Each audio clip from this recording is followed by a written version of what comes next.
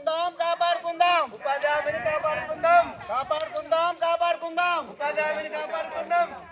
ఒక వ్యక్తికి ఒక రోజు 850 రూపాయలు ఇవ్వాలి ఇవ్వాలి ఒక వ్యక్తికి 200 రోజులకు సంబంధించిన జాబ్ కార్డు ఇవ్వాలి.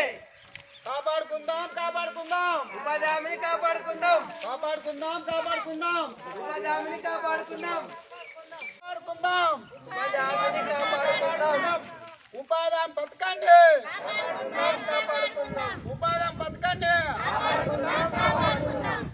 ఒక వ్యక్తికి 200 రోజులు కలిగిన జాబ్ కార్డు ఒక వ్యక్తికి 200 రోజులు కలిగిన జాబ్ కార్డు జాబ్ కార్డు ఇచ్చి 200 రోజులు పని కల్పించాలి 200 రోజులు పని వద్ద సౌకర్యాలు నీడు ఆయా ప్రథమ చికిత్స సౌకర్యము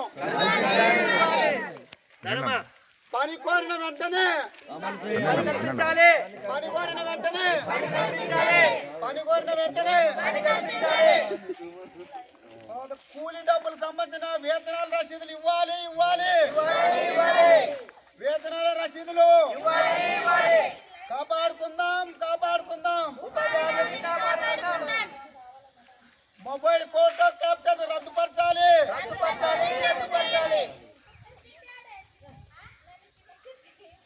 ఒక వ్యక్తికి కనీసం 850 రూపాయలు ఇచ్చే విధంగా పోరాడతాం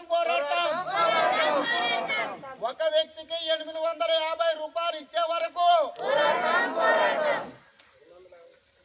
850 ఒక వ్యక్తికి 850 రూపాయలు ఇచ్చే వరకు పోరాడతాం హామీ పథకంలో పనిచేసే కూలీలందరూ తెలుసుకోవాల్సిన ముఖ్య విషయం ఏమంటే రాను జాతీయ గ్రామీణ ఉపాధి హామీ పథకాన్ని నీరుగార్చి ఈ పథకాన్ని వెత్తివేయటానికి కేంద్ర ప్రభుత్వాలు చూస్తున్నాయి.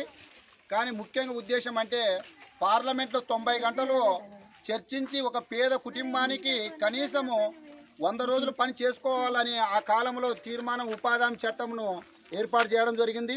ఇటు ఉపాధి హామీ చట్టంలో రాజీలేని అంశాలు మరి తర్వాత కూలీల హక్కుల కోసం నిర్ణయించిన హక్కులను కూడా కాలగలిపింది. ఇప్పుడు కూలీలకు వేతనాలు సంబంధించిన వేతన రసీదులు ఇప్పుడు ఇవ్వడం లేదు. గడపార గంప టెంటు ఆయా పని వద్ద మంచినీరు తాగడానికి నీరు పోసి ఆయా ఇలాంటి సౌకర్యాలను ఎత్తేసింది.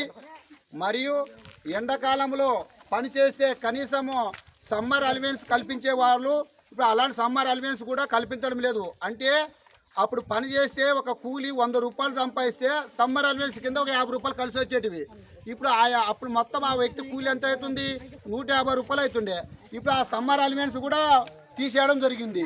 ఇంకోటి మనకు పని వద్ద ప్రమాదవశాత్తు ఎవరైనా మరణిస్తే ఆ వ్యక్తికి తక్షణమే 5 లక్షల రూపాయలు ఎక్స్గ్రేసియా ఇవ్వాలి. మరియు ఇంకోటి పనిచేసే కూలీలకు మెరుగైన వైద్యం కోసము ఈఎస్ఐ సౌకర్యం కల్పించాలి. తర్వాత 850 రూపాయలు నిత్యావసర ధరలు ఇప్పుడు ఆకాశాన్ని అంటుకుంటున్నాయి. దానికి అనుగుణంగా ఒక రోజు కూలి ఒక వ్యక్తికి 850 రూపాయలు ఇచ్చే విధంగా ప్రభుత్వం పైన పోరాటం చేయడం సుముఖమే. మరి అంతేకాకుండా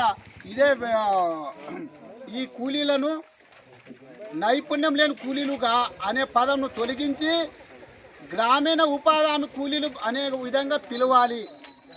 ఈ కూలీలను నైపుణ్యం లేని కూలీలుగా అనడం తప్పు. గ్రామీణ ఉపాధి హామీ కూలీల కార్మికులు అని పిలవాలి.